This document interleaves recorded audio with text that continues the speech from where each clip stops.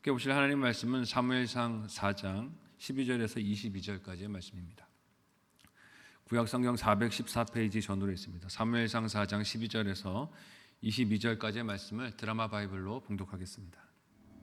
당일에 어떤 베냐민 사람이 진영에서 달려나와 자기의 옷을 찢고 자기의 머리에 티끌을 덮어쓰고 실로에 이르니라. 그가 이를 때는 엘리가 길 옆 자기의 의자에 앉아 기다리며 그의 마음이 하나님의 괴로 말미암아 떨릴 즈음이라. 그 사람이 성읍에 들어오며 알림에 온 성읍이 부르짖는지라. 엘리가 그 부르짖는 소리를 듣고 이르되 이 떠드는 소리는 어찌 됨이냐? 그 사람이 빨리 가서 엘리에게 말하니 그때 엘리의 나이가 98세라. 그의 눈이 어두워서 보지 못하더라. 그 사람이 엘리에게 말하되 나는 진중에서 나온 자라. 내가 오늘 진중에서 도망하여 왔나이다. 내 아들아, 일이 어떻게 되었느냐? 이스라엘이 블레셋 사람들 앞에서 도망하였고 백성 중에는 큰 사륙이 있었고 당신의 두 아들 홈리와 비느하스도 죽임을 당하였고 하나님의 괴는 빼앗겼나이다. 하나님의 괴를 말할 때 엘리가 자기 의자에서 뒤로 넘어져 문 곁에서 목이 부러져 죽었으니 나이가 많고 비대한 까닭이라. 그가 이스라엘의 사사가 된 지 40년이었더라. 그의 며느리인 비느하스의 아내가 임신하여 해산 때가 가까웠더니 하나님의 괴를 빼앗긴 것과 그의 시아버지와 남편이 죽은 소식을 듣고 갑자기 아파서 몸을 굽으려 해산하고 죽어갈 때 곁에 서 있던 여인들이 그에게 이르되 두려워하지 말라. 네가 아들을 낳았다. 하되 그가 대답하지도 아니하며 관념하지도 아니하고 이르기를 영광이 이스라엘에서 떠났다 하고 아이 이름을 이가봇이라 하였으니 하나님의 괴가 빼앗겼고 그의 시아버지와 남편이 죽었기 때문이며 또 이르기를 하나님의 괴를 빼앗겼으므로 영광이 이스라엘에서 떠났다 하였더라. 아멘. 함께 읽은 본문의 말씀을 가지고 심판 속에 담긴 사랑이란 제목으로 말씀 나누고 기도하도록 하겠습니다. 어제 살핀 말씀처럼 하나님의 백성은 패배를 통해서도 깨우치시는 하나님의 사랑을 받는 존재입니다. 왜 그렇습니까? 왜냐하면 하나님께서는 택한 백성이 멸망의 길로 가는 것을 원치 않으시기 때문입니다. 생명의 길을 가야 하는 존재가 하나님의 백성이고 자녀이기 때문이에요. 그러니 얼마 전 함께 묵상했던 예레미야 당시 유다 왕국이 또 패망했던 것, 포로로 끌려가는 징계도 그렇고 오늘 본문 속에서 엘리와 그 가정이 만나는 비극도 슬프고 마음 아픈 것은 부인할 수 없는 현실이지만 그래도 그 가운데 하나님의 사랑이 있는 것을 우리는 볼 수 있어야 합니다. 어제 본문에서 이스라엘 백성은 하나님의 언약궤를 전쟁터에 가지고 갔음에도 불구하고 3만 명이 전사하는 큰 패전을 당했습니다. 엘리의 아들들이 언약궤를 가지고 그들 진영에 이르렀을 때 이스라엘 백성들은 함성을 지르며 기뻐했어요. 여호와의 언약궤가 왔으니 우리가 이제는 이기게 되었다라고 여겼겠지만 결과는 어땠습니까? 대실패였습니다. 정말 하나님이 그들에게 전쟁의 승리를 주실 것이라고 믿었다면 처음부터 언약궤를 가지고 왔겠죠. 그것은 아니었습니다. 자신들이 생각했던 대로 일이 진행되지 않으니 그제서야 언약궤를 가지고 와서 하나님을 통해 승리를 누려보려고 했지만 하나님은 속지 않으시는 분이시죠. 그 참담한 패배도 달리 보면 하나님의 신실하심을 나타내는 증거가 됨을 봅니다. 엘리의 가문을 심판하시겠다고 하신 말씀이 성취되는 과정인 것을 볼 수 있어요. 오늘 본문에서 패배의 비참한 소식이 한 베냐민 사람의 입을 통해 실로에 있던 엘리 대제사장의 귀에 들려왔습니다. 함께 오늘 본문 12절에서 13절 내용을 한 목소리로 읽어보도록 하겠습니다. 같이 읽습니다. 시작. 당일에 어떤 베냐민 사람이 진영에서 달려나와 자기의 옷을 찢고 자기의 머리에 티끌을 덮어쓰고 실로에 이르니라. 그가 이를 때 엘리가 길 옆 자기의 의자에 앉아 기다리며 그의 마음이 하나님의 괴로 말미암아 떨릴 즈음이라. 그 사람이 성읍에 들어오며 알림에 온 성읍이 부르짖는지라. 아멘. 오늘 보면 한 베냐민 사람이 언약궤를 옮긴 이스라엘 백성의 패전을 알린 그 시점이 엘리가 길 옆 자기 의자에 앉아서 기다리며 그의 마음이 하나님의 괴로 말미암아 떨릴 때쯤이었다라고 기록하고 있습니다. 엘리가 이런 모습으로 기다리는 것이 엘리의 어떤 마음을 우리에게 보여줍니까?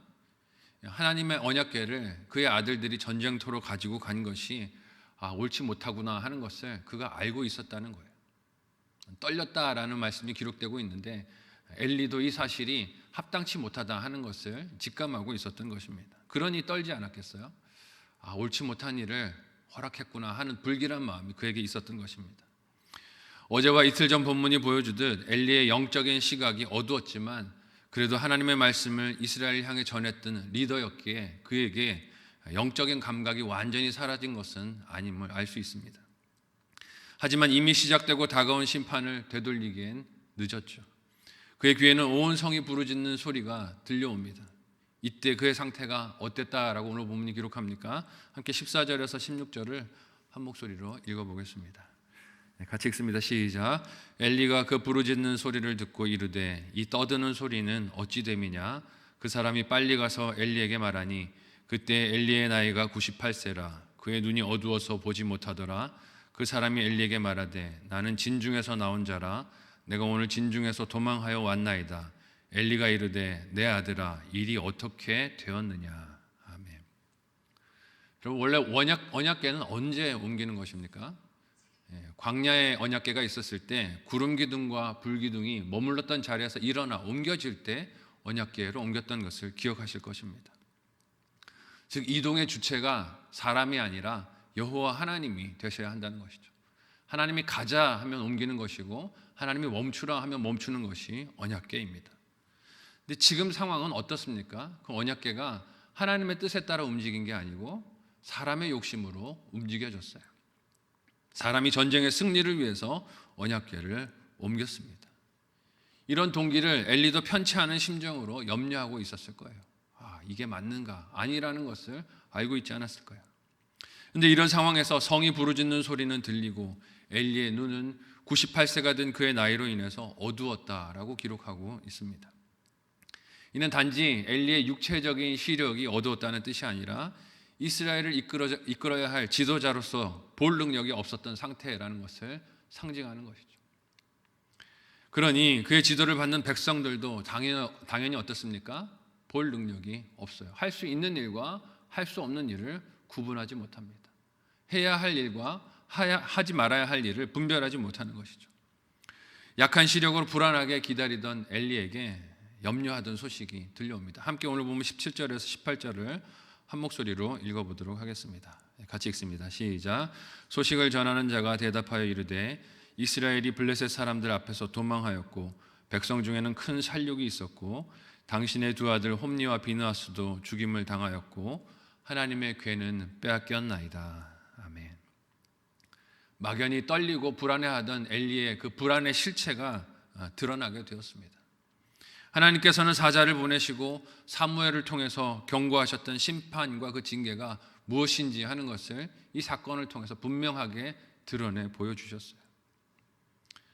엘리가 앉은 자리는 이스라엘 백성들을 다스리고 하나님의 뜻대로 그 백성들을 이끄는 사명의 자리였지만 그 자리에서 블레셋과 싸운 이스라엘 백성의 패전 소식, 두 아들의 죽음 소식, 그리고 승리를 위해서 가져간 하나님의 언약궤마저 빼앗겼다는 소식을 듣게 됩니다.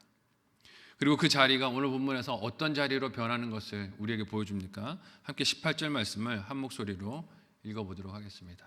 같이 읽습니다. 시작. 하나님의 궤를 말할 때 엘리가 자기 의자에서 뒤로 넘어져 문 곁에서 목이 부러져 죽었으니 나이가 많고 비대한 까닭이라 그가 이스라엘의 사사가 된 지 40년이었더라. 아멘. 엘리가 앉아있던 자리는 단순히 길가 의자를 뜻하는 것이 아닙니다. 이스라엘 백성을 통치하고 리더십을 발휘하던 자리라는 것을 뜻해요. 이스라엘 백성들을 다스리던 통치의 자리라는 것을 의미합니다. 그런데 하나님은 엘리가 그 통치의 자리에서 넘어져 목이 부러져 죽게 하셨다 기록하고 있습니다. 그 이유를 오늘 본문은 나이가 많고 비대한 까닭이다라고 말하고 있지만 여러분 이것은 엘리의 몸을 비하하는 뜻이 아닙니다. 살찐 것에 대해서 게을러서 이렇게 된 것이다라는 것을 비하하려고 표현하는 것이 아니에요. 하나님의 말씀이 들렸음에도 회개하지 않고 그 자리를 고수하고 있었던 엘리. 사실 하나님께서 심판을 선언하셨을 때 엘리가 어떻게 해야 합니까? 그 자리에서 내려와서 하나님 앞에 엎드리고 회개 기도하고 돌이키는 삶을 살았어야 했죠. 그런데 그 자리를 고수하고 있었던 것입니다. 사무엘을 통해서 하나님이 동일한 심판의 말씀을 들려주셨을 때 그 자리를 지키고 있으면서 하나님의 선한 뜻이 될 것이다 하고 받아들이는 것이 아니라 회개하고 엎드려서 돌이켰었어야 합니다. 그러나 그러지 않았다는 것이죠. 계속해서 고집해서 자기가 살아가던 그 삶을 고집하며 걸어갔다는 것을 뜻합니다. 성경 저자가 이스라엘을 대표한 리더를 통해 나라 전체의 상태를 상징하여 표현해 주는 것이기도 합니다. 하나님과 인격적인 관계와 교제는 없으면서도 언약궤만 가지고 와서 필요할 때만 챙겨서 승리를 얻으려고 했던 이스라엘 백성의 상태가 엘리의 몸을 통해서도 드러난다는 것이죠. 하나님이 이용해 원하는 것을 얻으려는 이스라엘의 자화상이 엘리의 모습인 것을 말씀하고 계신 것입니다. 회개의 자리로 내려와 엎드리고 하나님의 은혜를 구해야 하는데 계속해서 고집하고 그 길을 걸어가고 있다는 뜻이에요. 엘리가 죽음으로 그와 더불어 이스라엘의 옛 시대도 이제 종말을 구하게 됩니다. 안타까운 것은 100세가 거의 다 된 엘리만 죽은 것이 아니라 오늘 말씀을 보면 어떻습니까? 엘리의 손주를 출산하던 그의 며느리도 함께 이 비극 가운데 생명을 잃게 된다는 것입니다. 함께 오늘 보면 19절에서 22절까지의 내용을 한 목소리로 읽어보도록 하겠습니다. 같이 읽습니다. 시작.